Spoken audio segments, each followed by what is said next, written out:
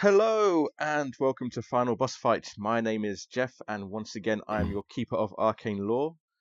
I am joined by Brian Croy Dragon. Hello! By the- Happy Celtic Heritage Month and happy Easter, since we probably won't be, doing one for Easter. That'd be fun. An Easter Cthulhu game. I wonder what that would be like. Hmm. I'm joined by the Dark Lord Richard. Hello. By Robin. Hello, and I'm sure you could probably find an Easter-based Cthulhu game, Jeff. I've got a Christmas-based one, which I didn't do last time, but yeah. Ooh, shame on you for not. I know. But I probably wouldn't have been able to with work and stuff. And we are joined by Sarah. Hi. Christy is not with us this evening, but I'm sure she'll be back next time. So, without any further ado, let's get straight into the recap. Sarah, take it away, please. So, as I have previously written, we were in the Dreamlands and we thought things were starting to settle down somewhat. Edward Beatty and Roland Billio had seemed to have stabilized the train. And Major Mercy and I seemed to have convinced Karkaroff that he needed to face some of the atrocities that he has committed. However, as that happened, we were attacked by... The army disappeared. We were attacked by some new creatures called Shantanks. And they seem to be in under the command of the sorcerer, Madame Bruche's former lover, who she's now hiding her token from. Well, I went to go and speak to her. The rest of the party managed to convince an assorted group of people to come and fight these Shantanks, including Moronomir, the wine merchant. As I talked to Madame Brucha and Zusa, it became clear that she did have the way to fight the sorcerer, as she herself turned into a hideous creature. She passed to me the lover's heart, which filled me with a sense of power, and using that and the attacks from everyone else, we managed to disable the sorcerer. He turned into a pile of ash. I gave Madame Brucha back the lover's heart, but as we pulled into the station, she gave it back to me for safekeeping. Moronomir was convicted to go and stand trial for his crimes. The Ibians had moved off and returned to their homeland, requesting that Maya could go and stay with them whenever they wanted. And Karkaroff, Madame Brucha, and Zusa, along with the rest of the party, did not throw their tokens into the Gulf of Nodens. So if at some point in the future we wanted to, we could return back to the Gulf, back to the Dreamlands Express. It was a most strange dream, and I feel that the others in my party may have remembered it. Made even stranger because I do now seem to be in possession of the lover's heart, which obviously I will keep close to my possession at all times. We got back onto the train, and as we went for dinner in the dining car on the way to Venice, we came in contact with our new travelling companions, Charles and Evelyn Drake, a newly married couple, although Evelyn seems more enamoured with the state than Charles does. Maria Stagliani, travelling from Milan back to Venice for a funeral, and engaged to Alberto Rossini, who seems to be involved with the black shirts. And finally, Jensen, a somewhat grumpy man who's written the book that we have been using as our guidebook on this journey. Our party seemed quiet and contemplative, and we look forward to what adventures await us next. Thank you. So, the train pulls into San Maria Lucia station in Venice at 5 minutes past 5. I'll move us to the Venice map. You'll find your characters at the top of the map. The station is not shown on the map. The station is a bit further around. If you see where the measurement is on the screen, you'll find that the station is just behind that, really. Right. And as you step down from the station, your first impression of Venice is that it's very, very cold. I thought you were going to say very, very wet. I thought you were going to say it's very, very smelly. Those things will all come, but the first thing you notice is that it's very, very, very cold. And as you step down from the station, there's like this area in front of you, like not so much a courtyard, just like a large pavement leading to the Grand Canal. The Grand Canal is a very magnificent, wide canal running through Venice, as you can see on the map. It's quite dark outside, and there is a light fog on the rising up from the Grand Canal. I can show you some artwork of the Grand Canal just to picture in your minds.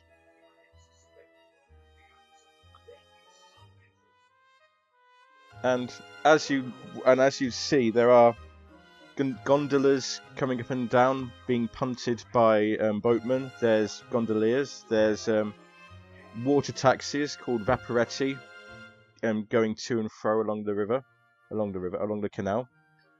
From where you are on this pavement, there are a couple of bridges either side, and there's some. They're called fundamenti. They're like little wooden jetties that jut out into the canal, where people board these water taxis and gondolas. But as I say, your very first impression of Venice is that it's very cold.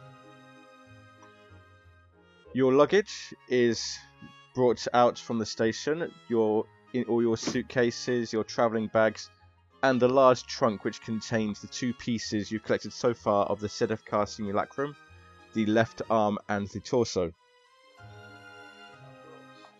Also, as you step down out of the station, Maria Stagliani joins you. Well, it comes out of the station as well, doesn't quite join you yet. Your other travelling companions you met on the train, Charles and Evelyn Drake and Patrick Jensen, they don't get off here. They carry on to the Orient Express's next stop. The Orient Express leaves the station at 5:30 on the dot. And as you emerge from the station, you see a group of 7 people, 7 men, waiting there. 6 of them are large, burly, thug-like, wearing black shirts. And the 7th is a rather pudgy man wearing a suit, and I do have a picture of him as well.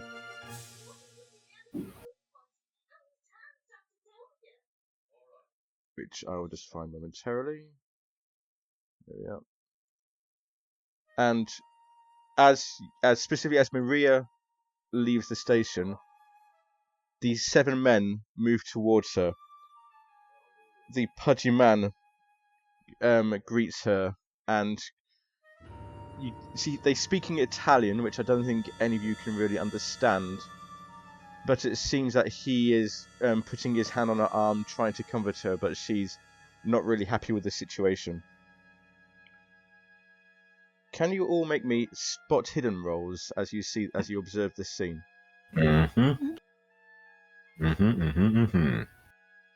Oh Lord. Damn you, seasonal allergies. Has it gone wrong already?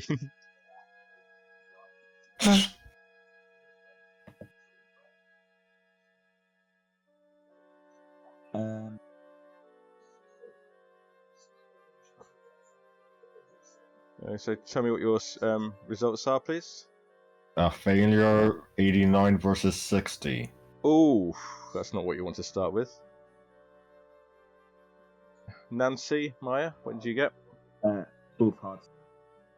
Both hard successes for Nancy and Maya, and Major Mercy. So, if you just give me 1 second, roll 20 was being difficult. Of course.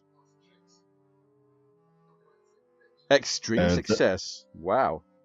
Yes. Starting off strong. All downhill from here. I will give it... Just better be an important role. Better be. Well, Nancy and Maya, you see that. Well, you all see that this group of 7, these 6 black shirts, and this pudgy man, who you assume to be Alberto Rossini, her fiance, are guiding Maria to one of the water taxis that is moored at a nearby Fondamenti, a nearby jetty. But specifically Maya and Nancy, you see seems a bit reluctant to go with them, reluctant to get on that water taxi. Major Mercy, you see a young man, a handsome young man, standing off watching this scene, and I'll just give you his picture. And as Maria is being guided to this boat, he rushes forward and he starts trying to drag her away, shouting at the group of men. I'm assuming this is all still in Italian. This is all still in Italian, but you hear Maria calling out, "Giorgio, no! Giorgio, no!" And the 6 black shirts, the 6 thugs in black shirts, they start to loom menacingly around Giorgio, with the intent that you get the feeling they're going to beat him up a bit, or a lot. Well, we'd best Maria intervene. is crying. Nancy's gonna go over, and she doesn't know what she's gonna say when she gets there. Other than, Maria, can we help you in some way? Maria looks around and she sees you approaching, and you can see the relief and gratitude on her face. So, "Oh, my friends, yes, please, yes, your assistance would be great.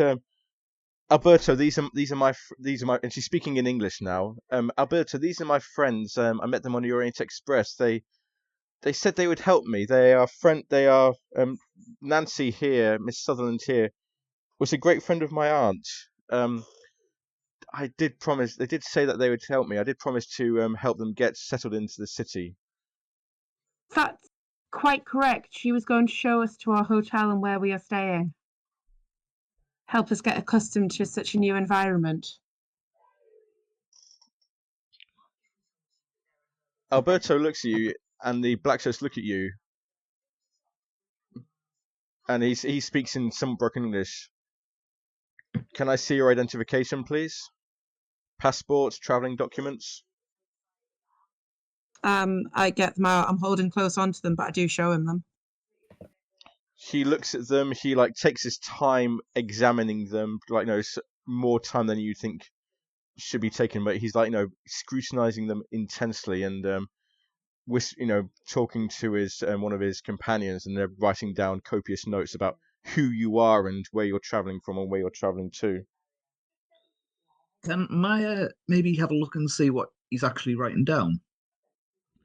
Yeah, make me a. Do you want to make me a spot hidden? Make me another spot hidden check, please, Maya. Yeah, just give me a second. And I forgot to take them off before. Is he going to be writing this in Italian? He is writing in Italian, but at the same time, you do recognize your names and Milano, Venezia, Trieste, places you're traveling to. So they do seem to be writing down what they appear to be writing down.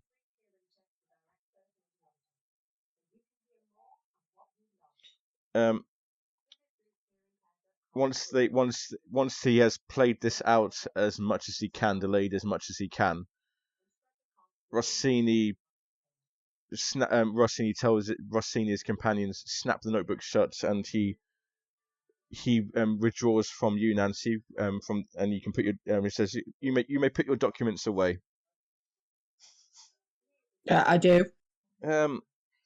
I trust you enjoy your stay in Venice. I would warn you that it is a somewhat turbulent time. I would advise you to be careful. I appreciate your warnings. We will do our best. And having said this, he turns and he nods sharply to the other 6, and they smartly turn and march away, leaving you and leaving Maria on the jetty with the boat, and Maria is effusive in her gratitude. Oh, thank you so much. Oh, I didn't want to go with him. That was, I think you probably guessed, that was my fiance Alberto. No, I guess. Who was the other gentleman? And she looks around, and Giorgio has managed to slip away in the confusion. That was Giorgio Gasparetti. He's the one. Do you remember I spoke to you about the one who I loved on the train? That was him. Yes. That was him. I- He means well, but he can't face up to these people, to the black shirts. It is a shame. It is a shame, though. He is a good man, but he is not equipped to handle them. I'm maybe being naive, Maria, but could you not both just leave this place? We would like to, but Alberto is a very powerful man in the city. He's part of the city government, and he would take steps to prevent either of us from leaving. He'd be happy for Giorgio to leave, but he would take steps to prevent me from leaving, and his black shirts are everywhere. I just hope that something comes up. What are these black shirts exactly? Are they like his personal bodyguards or There is that word. mercenary group or? Turning to Major Mercy, there is that word you used. I'm sorry, my English does not stretch to it. Fascists? That's it. Fascists. Yeah, they are. Yeah. They're the party. They are the party in control of all of Italy. Right. They are. They're They are very bad fond news. of violence and not very democratic. Yes. Enough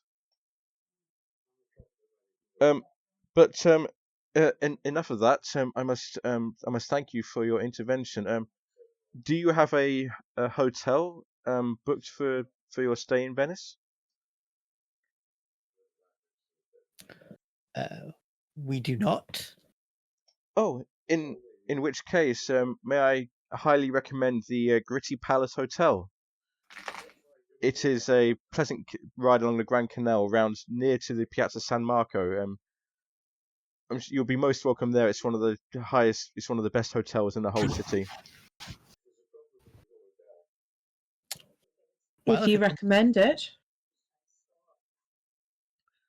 I do, yes. And if I can impose upon you a bit further, could I ask you to see me safely to my father's house? That would be. Mm-hmm.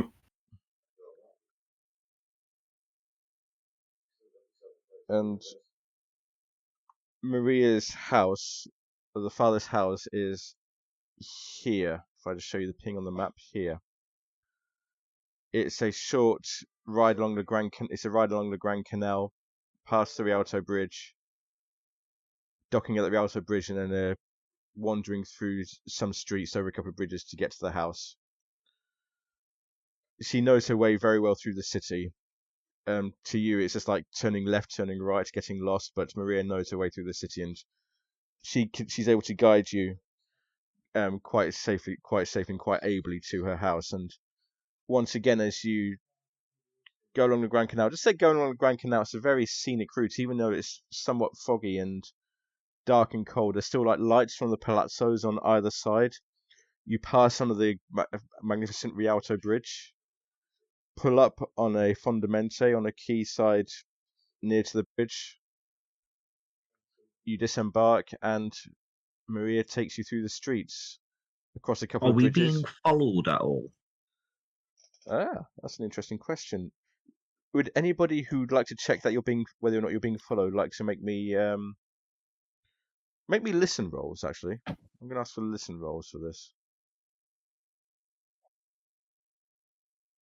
Failure. Yeah. Failure. Oh,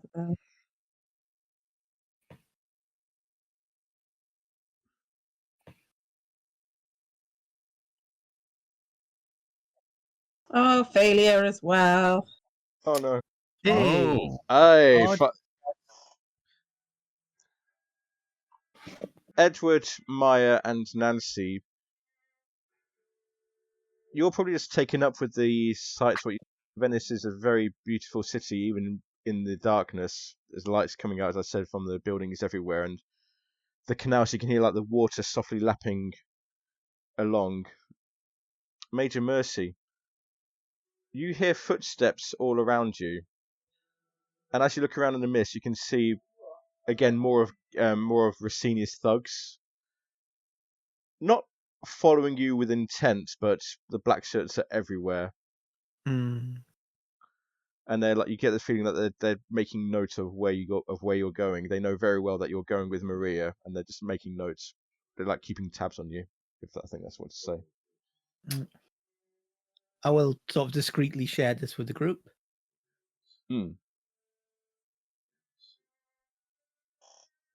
Hmm.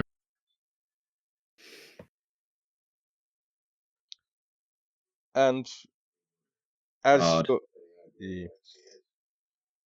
as you're going along, Maria is telling you how much she loathes Alberto. She says he is a fat fool and she says his breath stinks. He's a really horrible man that has no care for himself and care for anybody else. He just cares about power for its own sake. So why is he taking a fancy to you? I believe he wants me as a English word, prize, trophy. Hmm. Trophy wife. Yes, that is it. Yes, that is the term. He wants to. He believes he can protect. He believes he can protect. He believes he can keep me. And while my father was alive, he couldn't. But now my father is dead, he will do what he can to force marriage. Needs a I'm knife in the gut. I'm afraid. I'm afraid for myself. Maria, Afraid for Giorgio. I do not mean to be rude. Is it sensible to talk about these things in public and to keep up with the story that you are helping us to settle into Venice? Would you not be better staying with us this evening at the hotel? It is very kind of you to offer. But if I do anything different, Rossini will know and he will make life very difficult for you as you are here. I understand you have your own business here, and I do not want to get in the way of that. As long as your won't cause you trouble going straight home. Alberto won't do anything at least until after my father's funeral. I'm safe at least until then. Forgive me for being so forthright, but when is your father's funeral? It will be soon. I believe it is. What is the date today? It'll be in a few days' time. Yes, it'll be in a few days' time. And she starts. You can see she's starting to cry for her father. At which point you reach her door, and she bids you farewell and rushes inside and locks the door. Keeper, can I just double check? Her aunt, who was in Milan, is she dead too? I don't believe so. No, her aunt is alive, but she claimed she claimed she would have claimed the aunt was dead to try and get some sympathy for Rossini, fine. but the aunt is alive. Yes.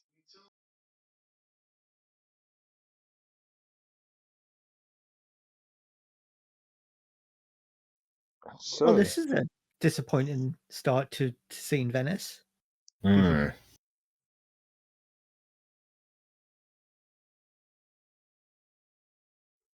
do you wish to you and as I say you're now lost somewhere in the streets of Venice. Yeah.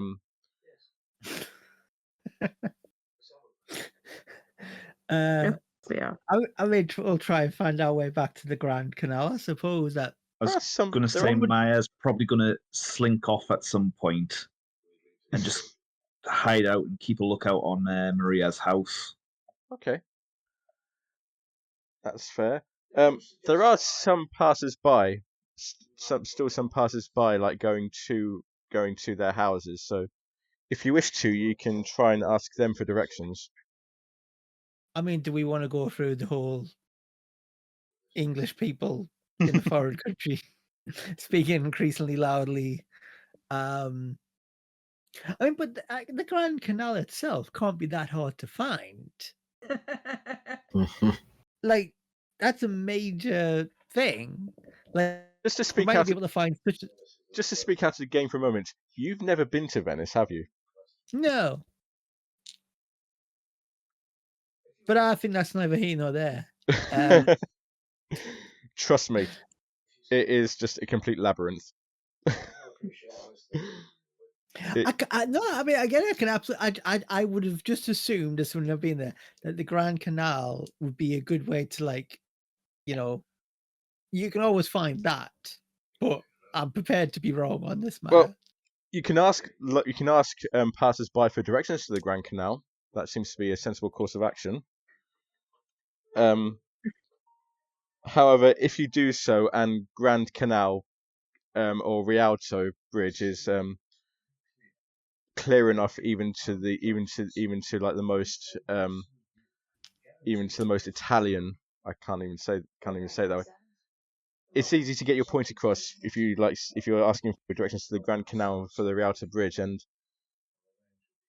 whoever you ask will say la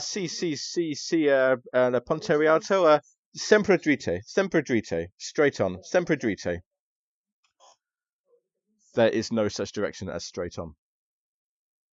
Can I try asking in either French or German? You could try asking in French or German, yes. Do I get the same answer? Yes. Or What languages do I have set for Edward?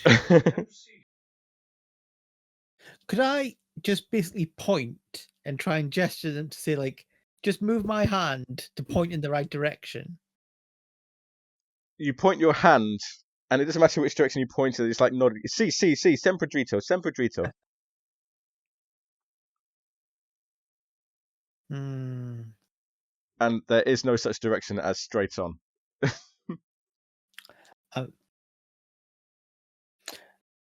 mean, would we have appropriate currency, or like, would it be that thing of like dollars, pounds are accepted across? For ease of reference, we can say that you will have had your currency appropriately changed while you're on the train, just to make it easy. Could I try asking if anyone? Hold on. Gonna try a Marcus Brody type thing. Excuse me. Does anyone here speak English, French, Russian? Inglese? How about Arabic? Si, inglese. Easy. Ho inglese, si. Yes, I speak a little English. Oh, thank you. The Grand Canal. Could you direct us? Si. Straight on.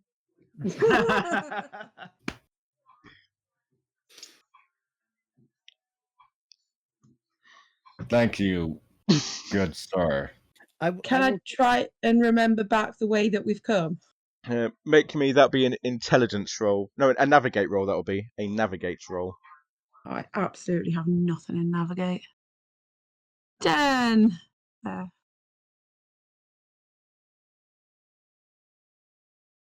Yeah, hard failure. Well, not hard failure. 50.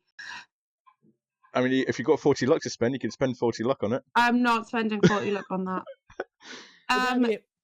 Try navigate. I do have. Yeah, sure. Right, yes. navigate. Yeah. Yeah, no, good. So this is going to be time more than anything else. You do eventually find your way back to the Grand Canal. There are some signs more painted on walls than actual signposts. Rialto pointing in a direction. You follow them. Again, they do lead. You do go up a few dead ends and blind alleys, but you do eventually find your way back to the Rialto Bridge in the Grand Canal. And you do find again the same Fondamente, the same key that you got off. You just got off with Maria. Is there any of these water taxis about? There's one. There'll be one waiting. There's always going to be one waiting for you. Okay, was it Gritty Hotel? The Greedy, Sounds like it. the Greedy Palace Hotel. Yes. Yep. The Gritty Palace Hotel. I shall basically say that to the taxi driver, whatever the correct term is. He knows immediately where you're referring to. He's like, see, please come aboard. I'll take you there. As fast. I'll take you there quickly. Yes. Yes. And you all step aboard. And he takes you again. It's a very nice trip around the Grand Canal, I have to say. You're going past some churches along the side, bell towers, campaniles. You come under you eventually come around a bend and come under the Academia Bridge. That's this one here. And presently you disembark at the Greedy Palace Hotel. Well, pay the guy whatever. God knows what lira was worth those days. Like, I can tell you actually. I did look this up. Apparently the lira at this point was doing very badly. The exchange rates I've got it equivalent to is $1 is 100 lira. Mm. For you British abroad people, it's about $1. It's about 500 lira to the pound. Jesus. If I gave them a pound, if I gave them English currency, they would probably love that. They would fall all over it. Yeah, this would be like 5 days worth of wages to them. Yeah. Okay. I shall pay them an appropriate sum. And if you're interested as well, £1 is worth 70 francs. Mm. So yeah. Yes. So, one day they'll have one currency that will happen. cover the whole continent. Never happen. And the British will still be exempt from it.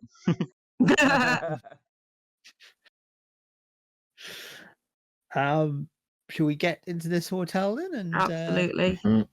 I think actually, as you're in the hotel, it's a good chance to plan your next steps as you are here. I was going to say, I would like to say, Jeff, in case you didn't catch that before, Maya's lurking around Maria's house. She slinked off at some point. On her own? Yeah. Maya's being Of course, Maya's on her own. Maya's going to be so lost. Yeah. Maya's going to be so dead. Maya's Spanish. Yes. Maya's going to be so dead. Maya, can you make me a stealth roll, please?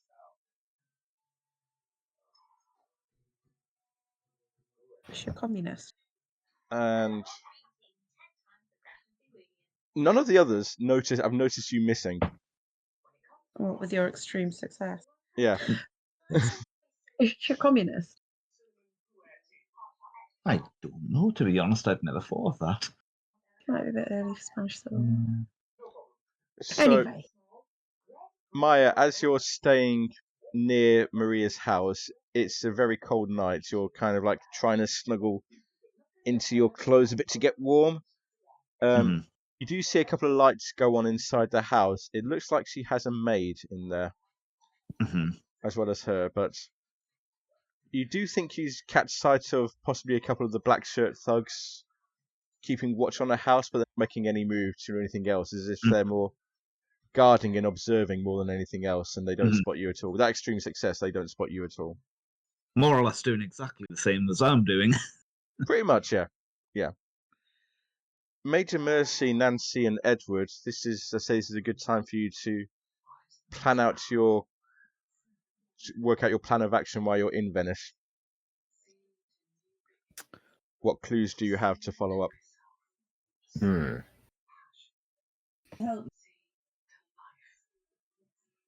The clue that... Can you speak up a bit, please, Nancy? No, because I'm having to look things up.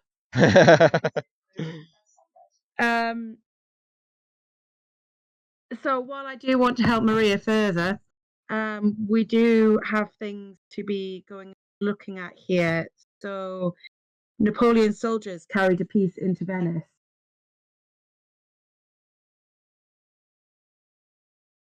But I don't know where we would start looking for that. Yes. If you- The museum we can check. Well, better than that. This would be in your Orient Express guides. The Biblioteca Marciana is very close by in the Piazza San Marco. It's location 8 on your maps. Mhm. Mhm. That would be a very good place to start. It's one of the foremost libraries in the city.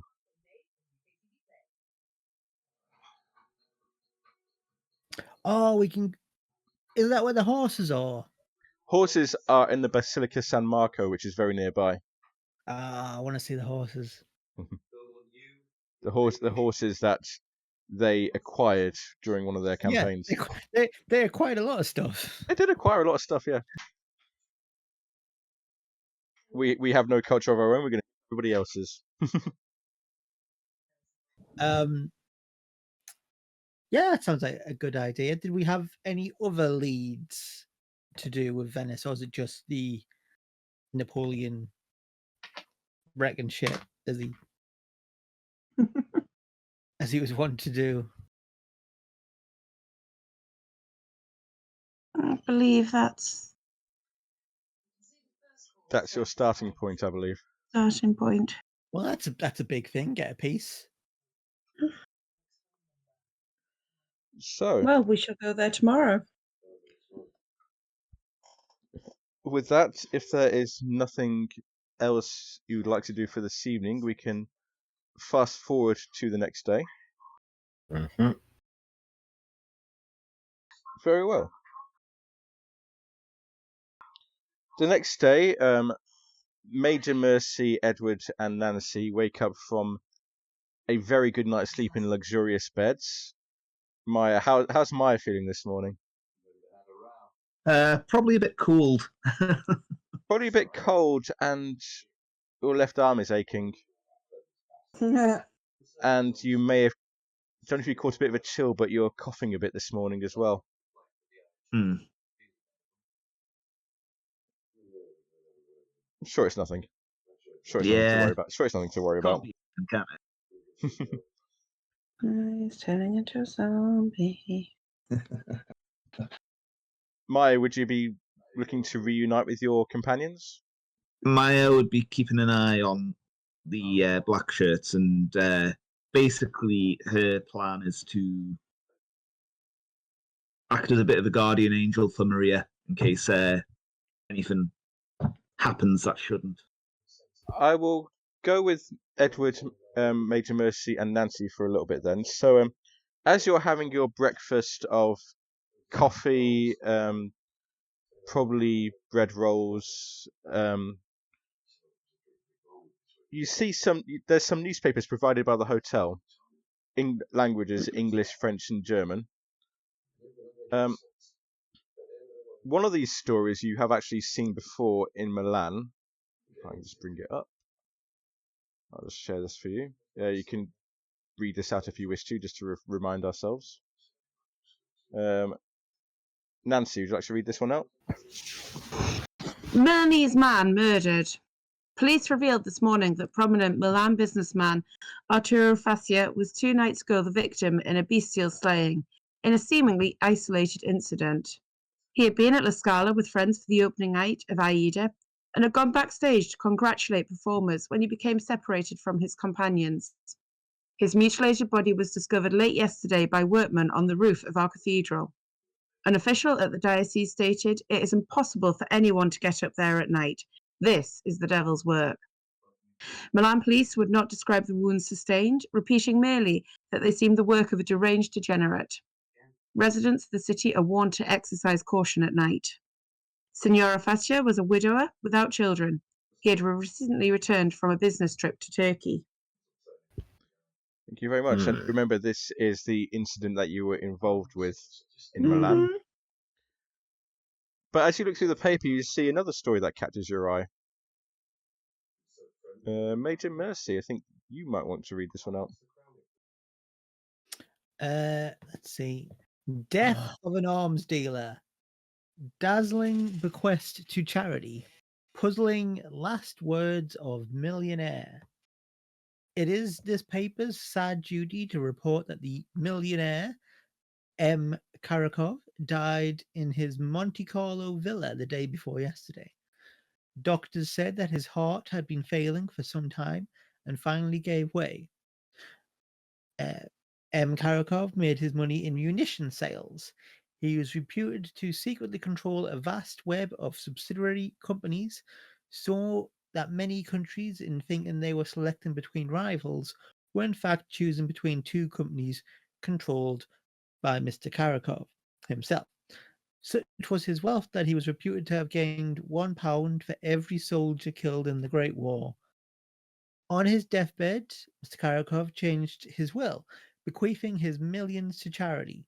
When asked why he had changed his mind, the dying man replied, "It was all thanks to my friends on the train." His heirs plan to challenge the new will on the grounds of insanity. Yeah, that's fair enough. If they want to challenge that, that's probably quite accurate. But yes. Oh, that's nice. And a little bit further down, I don't have this as a handout, but there's a piece that talks about the new sensation in Constantinople and across Eastern Europe. The dancer Zusha is making quite a name for herself. Oh. But still, what would you like to do this morning? Okay. Head over to the library.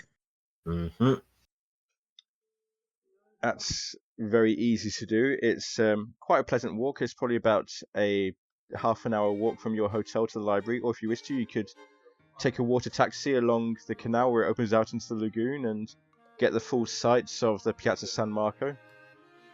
Are we going to get lost if we walk? Not really, not on this one. The hotel has maps. The hotel will have maps for this. I'm happy either way if we want to. Nancy has no strong feelings either way. Oh, I'd like to see the lagoon. Cool. We'll get a water taxi. You get a water taxi from the hotel. It goes along the Grand Canal a bit, then opens out into the lagoon, and across the way from the Piazza San Marco, from the main island of Venice, you see the small island of San Giorgio Maggiore, with a church on there, with a campanile on there, with a bell tower on there. Then you see the Piazza San Marco, which is the biggest open space in the whole of Venice. In fact, it's the only space in Venice that has the name Piazza. Everything else is a campo, is seen as an inferior square. This is the biggest open space, containing the Ducal Palace, containing the Basilica San Marco, containing the two massive columns showing the symbols of Venice, the winged lion rising up. There's the largest campanile, the largest bell tower in the entire city there. Gives you very good views from up there if you go up there for a price of a few lira. And then there's the library, the Biblioteca Marciana. It's not very busy. This is Sunday the 28th of January, and as such, it's not a very busy day for the library because people would still be resting in bed, but the library is still open for you. And as you enter, the receptionist behind the desk. Ah, buongiorno, signore, signore. Italiano, inglese. Inglesi. Ah, very good. How may I help you today? I am looking for some information on Napoleon when he came into Venice. Ah, see. We do have information on that period. However, the majority of our texts are in Italian. Do you speak Italian, or your friends speak Italian? No. No. Don't. Do you know other translators we could hire who could maybe help us? One moment, please. And he looks around the library, and his gaze settles on a couple of students hanging out in one corner. Signor Benedetti, un momento, per favore. And this person walks over.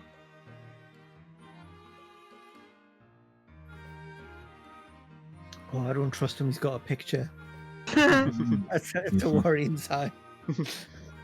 And he walks over and converses with the librarian for a few minutes in Italian, rapid Italian.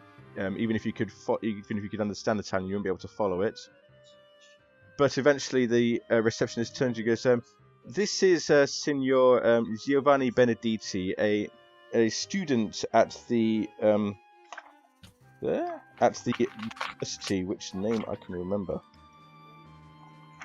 I did have the name of the university right here. Bear with me, please. The Carfoscari University. He knows. He can speak English, Italian, French, even some Latin. He's willing to help you. And for 600 lira per day. That's not a lot, is it? Yeah. No, that's just what I was thinking. It's a lot for them, trust me. We're kind of seeing it through our eyes, but back then these are big sums of money. A pound was a very big sum of money. That's true, isn't it? Yeah. It is. Yes, absolutely. We'd happy to hire him. See. And Giovanni Benedetti bows a little. So, signorina, you wish to what do you wish to find out about?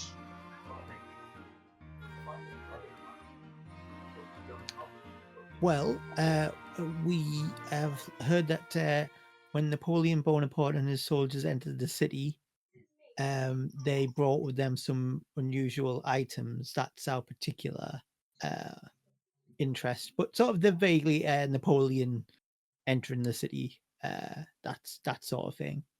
Ah, see. Just to say, Maya, as well, while you're watching the house of Maria, again you see activity inside, but nobody comes to the door. Nobody comes out of the house. Okay. Edward, Nancy. Sorry, go on. I was just going to say, there's no cafes or anything near the house, is there? Oh, there's plenty of them. This is Venice. There's cafes everywhere, literally everywhere. Maya's going to just sort of camouflage herself in one of them and warm up a bit while keeping an eye on the house. Okay. So while Maya's enjoying a nice coffee, Giovanni takes Edward, Major Mercy, and Nancy into the main library, and it's not as big. It's a lot smaller than the library in Paris, so it's much easier to get access to the information you want. It's not like you're going to spend days just sorting through information and then days researching it.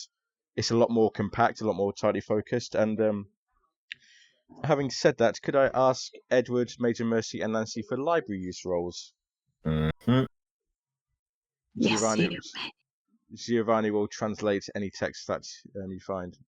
Very no, good you may ask me. You may ask me for a Dream Lord role. I'm sorry, that's a bad joke. That's correct. Nancy was a success, 32 versus 60. Okay. Oh, wow. Well, between the three of you, in absolutely no time at all, you immediately strike gold with some of your information. Edward, you find records very easily of Napoleon entering Venice in 1797. But it seems that shortly afterwards, following hard on his heels, a plague struck the city. Bad luck. Victims reported feeling crippling pains in their left leg.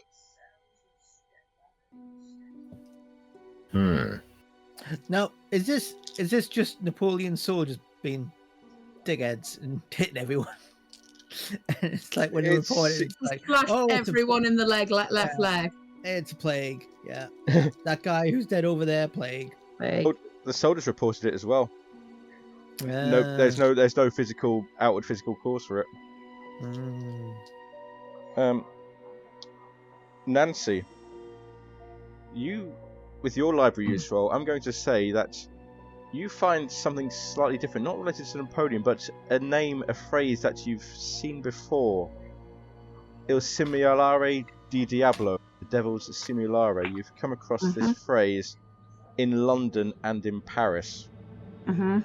It seems to refer to a manuscript that was last seen in the church of San Maria Celeste in the Castello district of Venice. So I can just get a map for that. I can show you approximately where that is. Oh, I can't. It's not. It doesn't show me where it is. However, this is something that you've come across before in connection with the statue, the Sedefkar Simulacrum. Major Mercy. You find hot on the heels of Edward's information about the plague. You find something else, a diary entry from one of the soldiers. Ooh. Well, it's a report of one of the soldiers, specifically.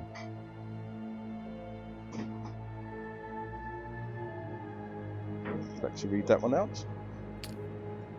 Yep.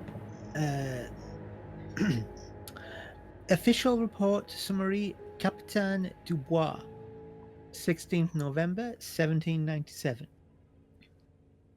Sir, regarding the disturbances of the last 3 days, I must report that on the 13th of November, an unruly mob of Venetians gathered at the San Marco barracks gates.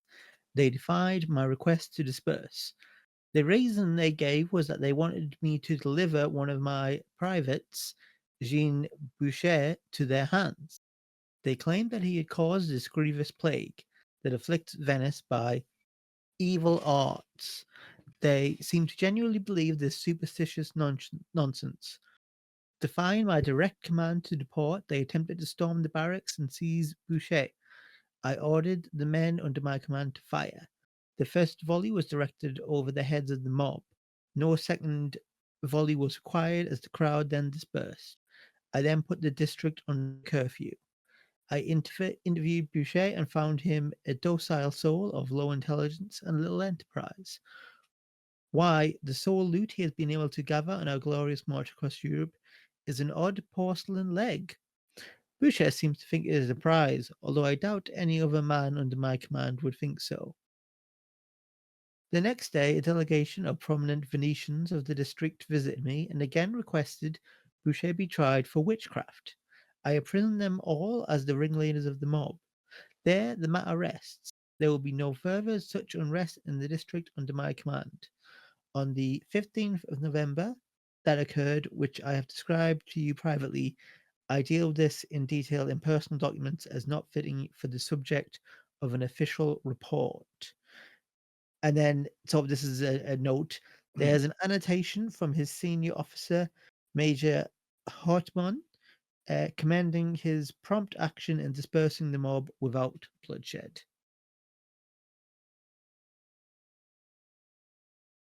Sorry. It might be helpful to see if we can find this personal report that he put in of like Absolutely. And is this in French then, if it's a diary and personal reports, or is it still in Italian? No, this would be in French.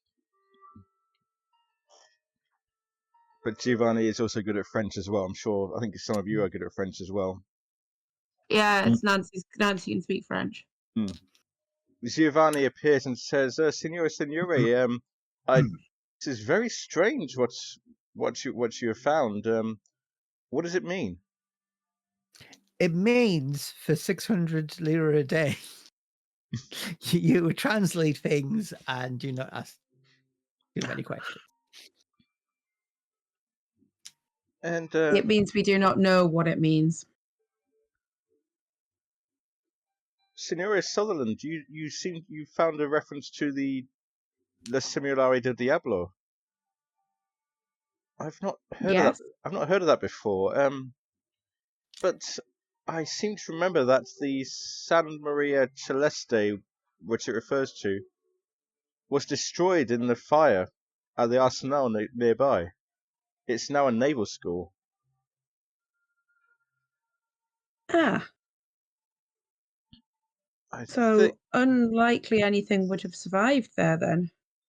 I believe some of their papers did find their way here, perhaps under a different name, or perhaps if you focus your research that way. Absolutely, that would be interesting. Yeah, I take the details to go and start looking through that. Okay. It is approaching midday, so if you wish to break for lunch to discuss what you have found, that would be fine, and you can resume in the afternoon. But it looks like you're on the right track. It won't take very much to find what you're looking for. Okay, that makes sense. You have a pleasant lunch. Coffee, bread, olive oil, balsamic vinegar. Oh, I'm getting hungry now. I miss all this stuff. You return to the library. You're having it in the Piazza San Marco, and it's a very scenic, very lovely area.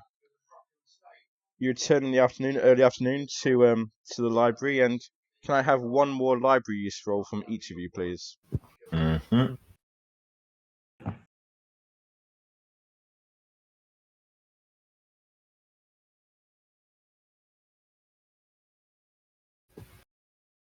Ooh. I'm gonna say hard success. Hard success. I'll start with Nancy then. You're searching through documents that you can find from the San Maria Celeste, and you do find a document called. Giovanni indicates to you that it is called the Devil Simulare. However, it is written in Latin. It will take time to translate. Is he prepared to translate it?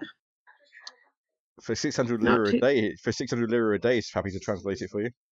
Yeah, not too super or anything. Fine. See what it needs to be. He's a terrible negotiator, I'll say that for him. He's curious. You've aroused his curiosity now. More than, at the start, to paraphrase one of the famous silent films of the day, you had his curiosity, but now you have his attention.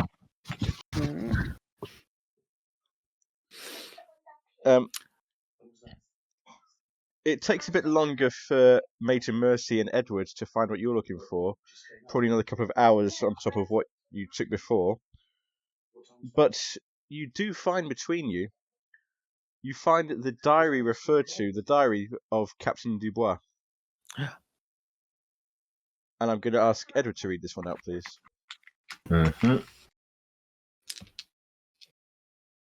The diary of Captain Dubois, November 15th, 1797. Returned home last night, the 14th, most satisfied with my actions in dispelling the riot.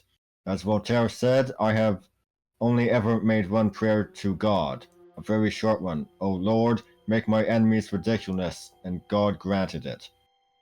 It was very satisfying to see the looks on those full Venetian faces as they were bundled off to prison. I hope their visit teaches them cooperative values of reason and superstition. At home, I found my Cherie struck by the plague. The poor little wraith is as brave as one of my soldiers, but her leg has crippled and twisted overnight. She is only 2 years old. She should not be thus afflicted. I returned to the prison and questioned the delegation leaders. They told me to talk to Boucher. So I questioned him again late last night. I also pored over that strange artificial limb he so prizes. My leg ached as I handled it, and aches to this moment. Is it that the mere sight of this truncated limb in porcelain stirred some vestigial memory in my agitated mind, so that it felt as if my own left leg were amputated? I took the leg from Boucher and tried to break it. It would not break. I tried to burn it. It would not burn. It is porcelain, but some strange, unyielding substance that not even diamond will mark. Wait. Sorry, what did I say? It is not porcelain, but some strange, unyielding substance that not even diamond will mark. That damned delegation was right. It is something evil, although I defend Boucher. He has merely carried it here. I am not going to admit my folly to those Italian fools. I realized what to do at last. The idea was so fitting that I burst out into a loud laugh. Last night I buried that cursed leg in secret within the San Marco Basilica, under the black paving stone in the chapel of St. Isidoro. To my delight this morning, my dear little Cherie has recovered. She is as bright as ever. Today I hear from the medical staff, too, that the plague is steadily abating in virulence. I have given orders that the delegation be quietly released. That fool Boucher relayed me this afternoon. He wants compensation for his prize. The claim may go long unanswered.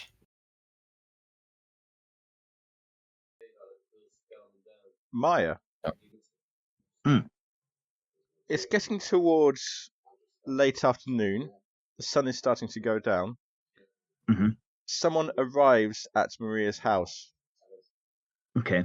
Can we just flash forward to some point earlier? Maya wants to try and steal some warmer clothing off one of the patrons. Oh boy, I'm not even going to make you roll for that. There's like there'll be coats lying around, heavy fur coats lying around. You can quite easily take that. Also a bit of a disguise. Yeah, that's what I'm thinking. Anyway, go on. Someone arrives at Maria's house at about 4:30, 5 o'clock. Mm-hmm. You get a look at his face in the lamplight. It's Giorgio Gasparetti, her lover. Okay. The door opens, the maid welcomes him in, and the door closes. Then at about 6:30, 7 o'clock, the door opens again, and Giorgio leaves the house, trotting away into the streets. Oh, God. Right.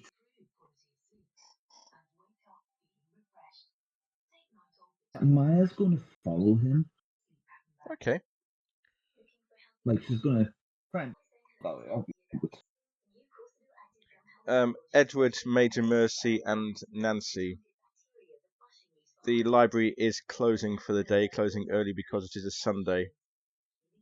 And it also pointed out that the Basilica San Marco is closed for the at this time. It will reopen again tomorrow morning. Okay. I mean, do we want to perhaps go back to Maria's house if we reckon we could find it? If we can find it, it's probably sensible. I You mean, never no, we know. We don't might find Maya again. Yeah. Well, that's kind of convenient actually, because if you're trying to work your way through the streets, trying to remember where the house is, you would actually bump into Giorgio coming the other way. And he says, "Oh, Yes, you must be the friends Maria told me about. She sent a message for you. She asks if you would come to the funeral. The funeral will be the day after tomorrow, the 28th. Also, can I also thank you for your help for Maria? I wish I could do more myself, but I am not strong enough. As Yep. Sorry, you're cutting out a bit there. if Maya sees the rest of the party, I got the gist of that, but you cut out most of that. If Maya sees the rest of the party, she's going to join them. no, she's going to go back. Okay.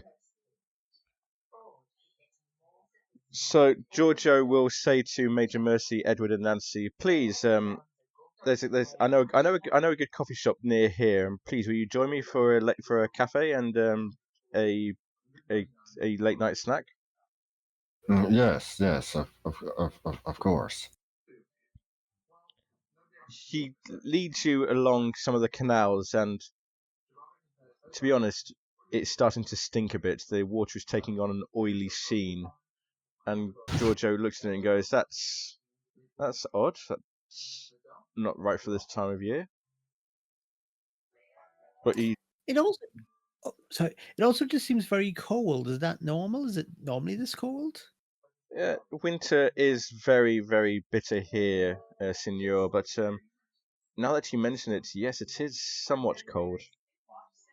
Colder than what it used to be.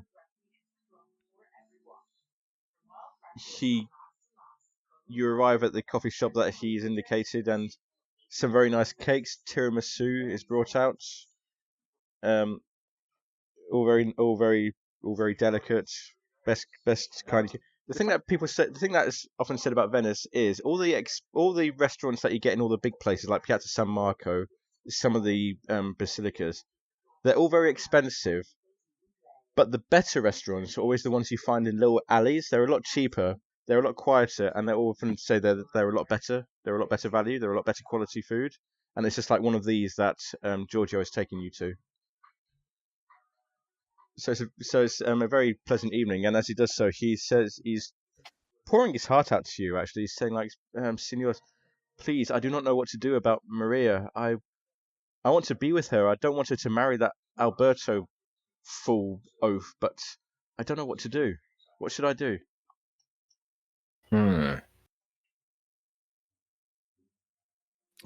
You need to leave Venice, both of you. I'd say leave Italy. Maybe leave Europe. I don't have that much money. I did ask her hand in marriage, but her father refused. He wouldn't consent. So I was hoping that now that the situation may be changed, but I don't know. If you ask me, Maria's father was murdered by Rossini and his black shirt thugs. But what can you do? You can't fight the government, can you? Did Maria's father not want her to marry Rossini either? No, he saw Rossini for what he was. Do you think it possible Rossini could have had the man murdered? I think it very likely, Signor. I tell you. And he could get away. He could get away with it. And with his thugs behind him. I don't mind telling you, Signor. Venice is a what is the phrase? Powder barrel. Is that the phrase? Powder keg. Powder keg, yes, ready to explode. In fact, only last Christmas, nearby, there's an island nearby. In Pena, there was an the fascists and the communists. The communists barricaded themselves into a house in a riot, and these black shirts, they set fire to it. And several of them burned to death. Some of them were my friends, and they burned to death. And I feel like Venice is going to explode. I don't know what to do. Mercy's advice seems sensible. She does have family outside of Venice. Could you not go to them for help? Do you yourself not have family outside of Venice who could potentially help, or through your own networks? If we can get outside the city, then yes, I think we could, yes. But it's that part. It's getting outside the city. Maria's house is guarded night and day by the black shirts, and I'm watched. I'm sure I'm watched all the time. If either of us made a move, Racine would know about it and make both of our lives very difficult. So, Rossini, if evidence, sort of irrefutable evidence, was produced that he murdered someone, would that matter? Would that be an irrelevance, or are there some things that would still bring down sort of a higher authority would come down on him? It's, to be honest, Senor, I don't know. She's very powerful and he has very powerful friends. He and his thugs I'm sure, been guilty of lots of assaults, violence, but it all just gets covered up because of who they are, because of who he is in his position. Does he do anything that would offend the higher fascist government? As far as I've been able to find out, and my friends been able to find out, he's very meticulous about his dealings with his higher ups. Whatever he does to those below him, he's always very meticulous with his paperwork, with his procedures. So, are you a communist? I would not label myself such, but I do tend to lean towards the left, much, or at least away from whatever these people are, these black shirts are. Would the fascists probably call you a communist? They would call anybody who's not part of them Yes. communist. Hmm.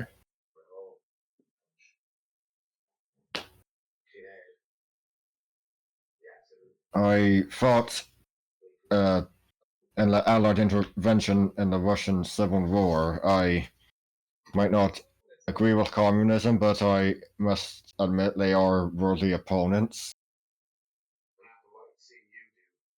I think that compared to fascists, I think it's better to be a friend with a communist than a friend with a fascist.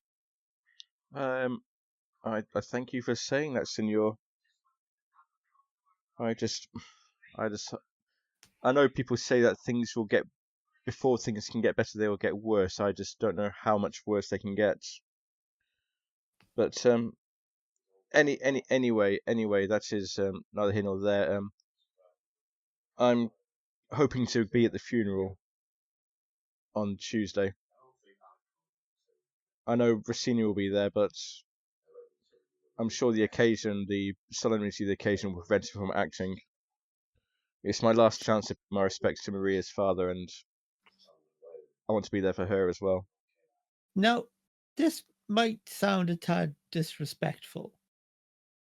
Would the funeral be a good opportunity for the two of you to leave? Because everyone is going to assume that's where Maria will be. And say some woman turns up in a black dress and a veil,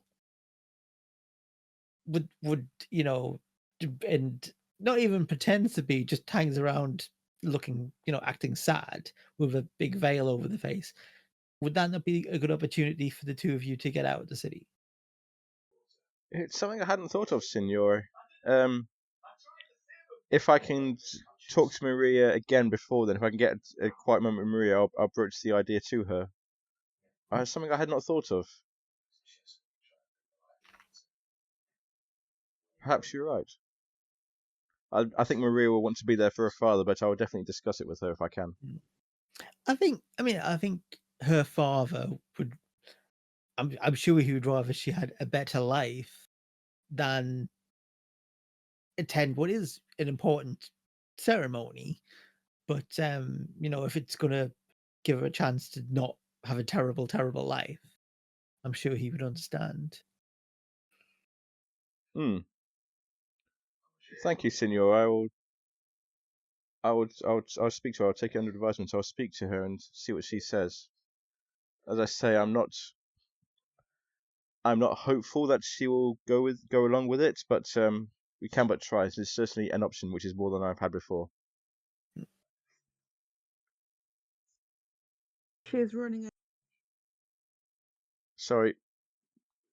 She's running out of time and desperate. I believe she will not have many other opportunities presented to her that is as good as this one.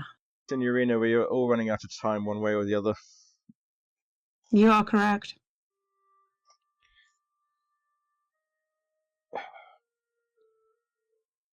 Who knows? Maybe something will happen. Miracles will happen. So that's what the people at the churches, at the basilicas, tell us.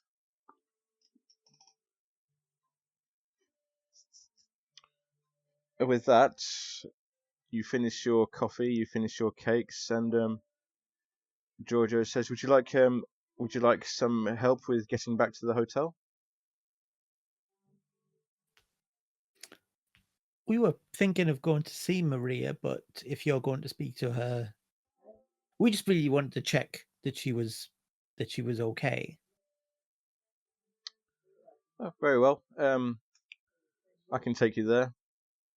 And he leads you, and again, it's through a winding set of streets, and he knows his way through, so it seems to take almost no time at all before you're there. And Maya, you see your friends appear, led by Giorgio. Black shirts are still around, pretending not to notice, but they can see everything that happens. Yeah. Okay. You know what? When the group enter, Maya's going to just try and sneak in after them. I'll let you have that. Without being spotted by the black shirts. So the door opens, and it's the same maid that Maya's seen before. Opens to admit you. You must, in heavily accented English. You must be the Madame's friends, the Signora's friends. Please, come in quickly. And the four of you, and Edward, Major Mercy, and Nancy, you suddenly realise that Maya is there with you. I'm not going to react. Used to it by this point. Yeah, I'm just going to be like that. She wants us to be like, oh my God, where did you come from? Not giving her the satisfaction. And Maria comes down the stairs. She says, I did not expect to see you. Is everything all right? How can I help you? We came to see how you were. Beache, my maid, has been very good to me, looking after me. And Giorgio was here not too long ago, and she nods to Giorgio, and Giorgio smiles at Giorgio, and Giorgio just puffs up a bit, goes a bit red. But I'm bearing up. I'm just in some ways I'm just keen to get these things over with, get the funeral over with, and whatever happens after that.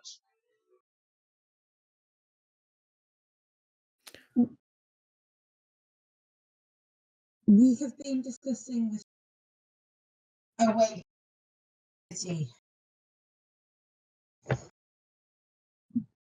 But it may not be a plan that is acceptable to you. Oh, I'm willing to hear. I'm willing to hear the plan. Oh, I know you have returned for your father's funeral, but it may be that is the best time for you to leave the city again. Everyone will expect you to be at the funeral, and it may prove a good time for you to leave. A decoy, not even necessarily pretending to be yourself, but veiled and in a black dress, as I believe is the custom around here, may prove enough distraction to give you some time to get away. You can see her thinking about it, and Giorgio says to her, "Listen to what she says, my love. It is a good plan. It is one of our best options so far." Nancy, I'm going to have to ask you for a persuade roll. which I know you love doing. With my 10. Oh! Oh, Oh, wow, I get kicked out of the house. Good times. She's turned to fascism. Wow, Yeah. that's the first time I've seen it come up with fumble like that. Seriously, that's impressive. She shakes her head. No, I know you're trying to do what's best for me, and I do appreciate it. I really do, but I cannot miss my father's funeral. It's my last chance to say goodbye to him. I cannot miss it. I'm sorry.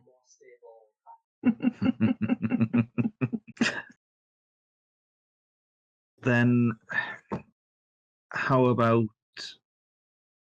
you attend at a distance? Not necessarily at where it takes place itself, but maybe just on the outskirts in some sort of disguise.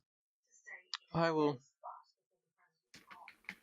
take that. I'll see if I will take that under consideration. As I said, I do not believe Rossini or his thugs will do anything at the funeral.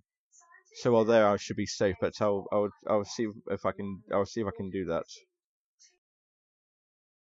I have my doubts in that with Rossini. I don't know. Maybe I'm just suspicious.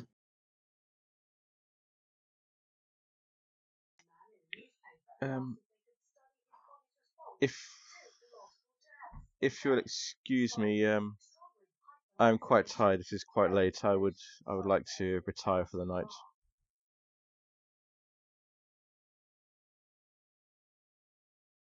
Of course. Mhm. I'm sure we'll speak again soon. And once again, Giorgio offers to assist you and aid you back to the hotel. Giorgio, why were the people here so unwilling to help us find where we were going? Oh, Signor, that is the way of the Venetian. They are proud of their city. They are proud that only they know the details of where one district ends and another begins. There's some inherent risk to foreigners. In fact, it's historical. Do you see how the canals are black, Signor? Yes. The water is black. The reason they're very proud of that. The reason for that is that you cannot see how deep the canal is. It has been a defense for the city in the times past, where if an intruder tried to go along a canal, they would not know how deep it was, and if they work out that depth, then the next canal could be something. It could be a different depth. They're very proud of their home, and they seek to defend it, and that attitude has persisted down the years. It is nothing personal against you or against any visitors. It's just the way that they are. They are inherently proud of their city and inherently mistrusting of foreigners.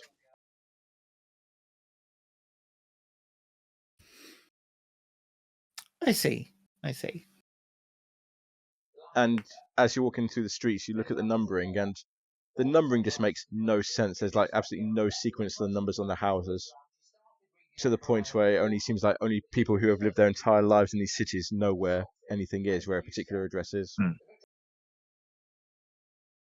And I was going to say, Jeff, at an appropriate moment, Maya would have slinked off again to keep guard on the house. Okay, that's fine. Again, just hiding away from keeping an eye on the black shirts and whatnot, trying not to get spotted herself. Sounds good.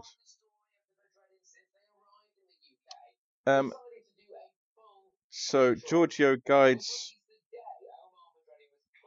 you back to the city, to the hotel, Gritty Palace Hotel, and you settle in for the night. It's quite late. It's probably about 12 o'clock by now, getting 1 o'clock in the morning. Once again, Maya, you're wrapped up there in your furs, trying to stave off the cold.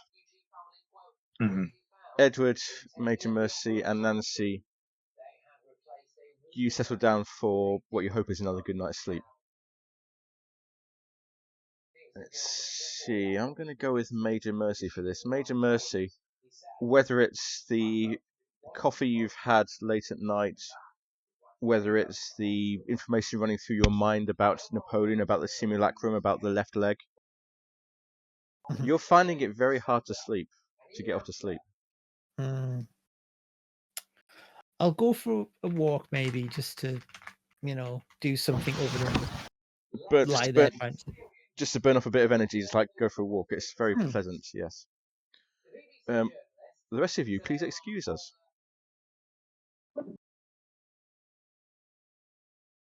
Major Mercy, can you hear me? I can. You go out from the hotel, go for a walk. You got the Grand Canal in front of you, but there's like several alleyways, canal leading up alleyways. You decide to probably wend your way along them, try and get a feel for how the city works. The moon is shining down. There's some mist on the canals. Still quite cold. There's some mist on the canals, but it's like something very ethereal about it. But as you're walking along, you hear what you think is a scream coming from an alley nearby. Oh. Is it that famous movie Scream that's in all the movies? The Wilhelm scream. No, this is this is a woman's scream. This is not the scream of someone getting pushed into the canal. This is the scream of a woman. I shall go and see what is going on, for I would always come to the aid of a woman. Through the Men are on the road. Through the fog, you can see a woman, and she seems to be trying to fend off a figure in black. I'm going to, in very, stern British soldier way, just say, "Ruffian, unhand that woman." I know I don't speak Italian, but I think it's going to come across. The figure stops when it hears you speak, and it turns towards you. The woman takes the opportunity to run away into the darkness. That's good. The figure steps towards you, and as it gets closer through the fog, you can make out its face, and it's a face you recognize. It's the face of the picture, the painting, the portrait you saw in the Louvre in Paris. The one that then vanished? The one that then vanished, yes. But this is no longer a painting standing right in front of you. Can you make me a sanity? Can you, right, if you look at your character sheets, there should be an option to whisper 2GM, rolls 2GM. Yes, and I know what you mean, yes. Can you whisper me a sanity roll, please?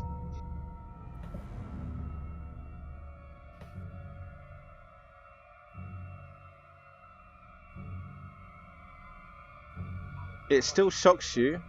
You lose 1 point of sanity for that. It still shakes you a bit because you're not expecting to see this. However, through the mist, the eyes of this creature, this face, burn into yours. Can you whisper me a power roll, please? Being I've been here before with a previous character.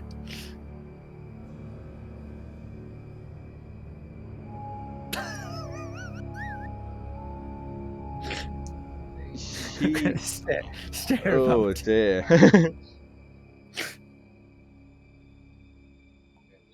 You feel his eyes burning into you, but you stand your ground against him, and his lips curl back in a sneer, showing these sharp teeth, and he moves towards you. He moves towards you in the light. We're going to go back to the others now, and I'm going to ask you not to say anything for the rest of this session.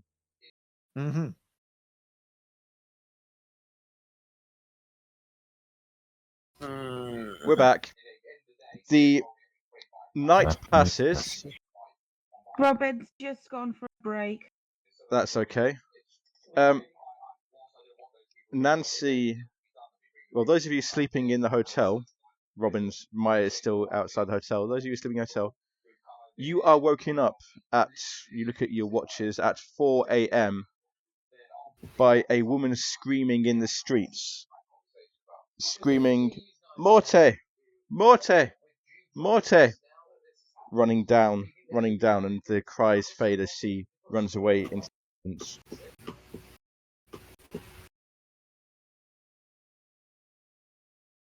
Hmm? What the?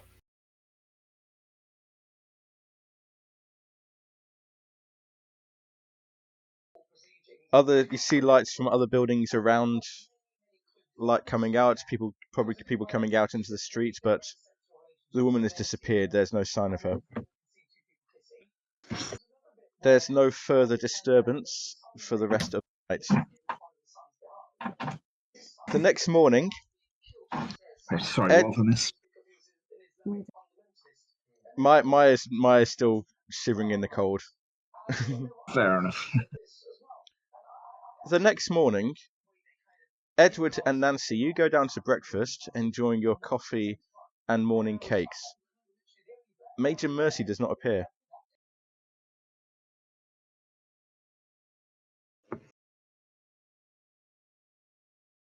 At reception. Sorry, didn't quite catch that. I'll go and ask at reception. Ask at reception. Oh, Senor Major Mercy. No, he has not. I've not seen him this morning. Would you like me to try knock on his door? Yes. A few minutes pass. The receptionist. Oh, I'm sorry, Signorina. There is no answer from his door. He's not left any notes? No, nothing that I can see. No.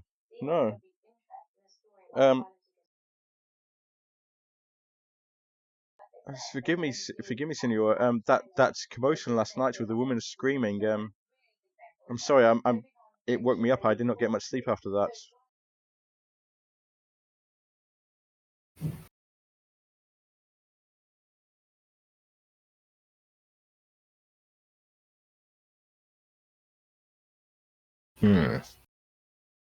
If you return to your breakfast, you hear whispers around you, and you see a newspaper passing hands. Some newspapers passing hands, and some of the other patrons there, or some of the other, as it passes by there, look at you and Edward somewhat strangely, and they whisper to each other and make the sign of the cross as they walk past.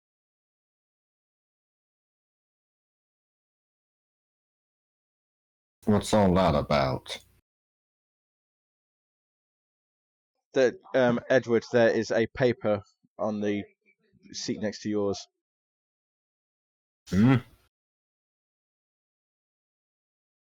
Edward just picks it up.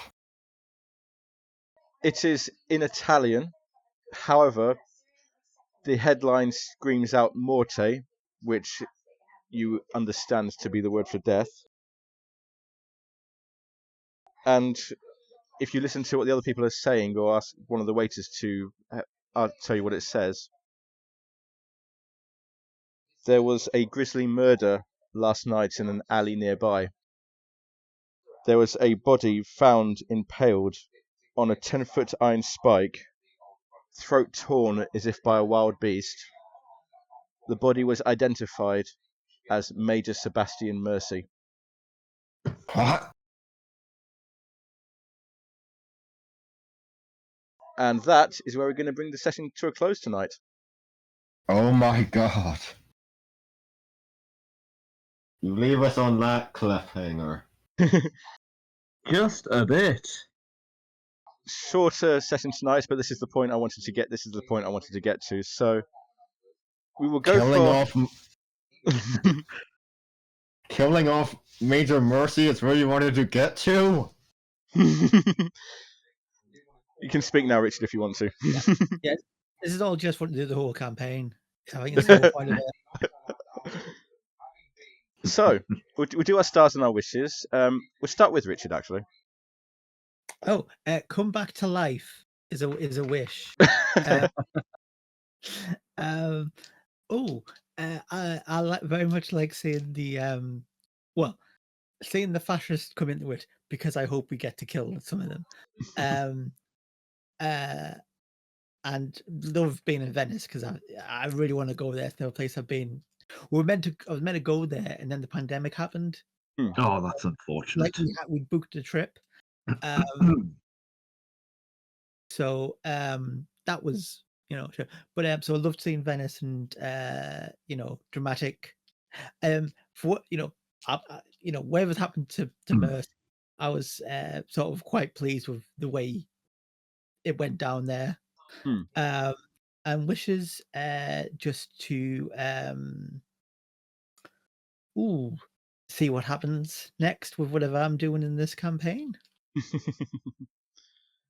We'll go with Brian next, actually. Let's see, our stars. Honestly, just getting to Venice and not being on that damn train in that damn dream world. Oh dear. Yep. Wishes. I guess finding out who murdered Major Mercy. I should think so. Certainly a mystery, isn't it? Sarah. For this simulacrum business. Sarah. Like everyone else. You're cutting out a bit. Cutting out. I'm sorry. I've enjoyed getting to Venice and cutting around, sort of around a bit. I'm enjoying there's quite a few different storylines sort of on the go. The stuff with both the fascists and the ongoing hunt for the simulacrum. And yeah, just seeing where that goes next. Bit more of the mystery, I suppose. And Robin. So the big one is that big reveal at the end. Did not expect that. For stars.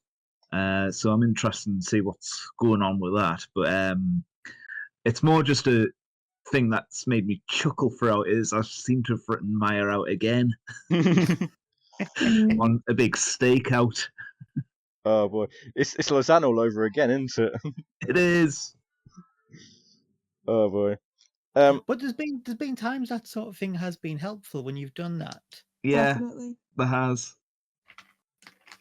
For me, one of my biggest stars of the night was Sempre Dritto, straight on. Straight on. You want to go there? Straight on. You want to go here? Straight on. Grand Canal? Straight on. I thought that was quite funny. Also, it was nice to see some of the wheels turning when you had the handouts and they were all talking about left legs starting to going funny. Maybe hints. Wishes. Well, I'd like to see where Richard goes next. See what he's got planned next. I'd like to see how you deal with the Maria Albert Rossini, Giorgio Gasparetti situation. Well, they're going to be so grief-stricken. That's just on the back burner now. That's irrelevant. They're mourning their leader, the person who's definitely in charge. Definitely. Everyone agreed was the leader and the best one. So what they're going to do? Well, Maya doesn't know. This is true. The cries of anguish that go up will We'll find out the fallout from this little incident next time. And just say thank you very much for watching. If you haven't done so already, please do like, comment, and subscribe. It means a lot to us, and we will see you in the next episode where the journey continues.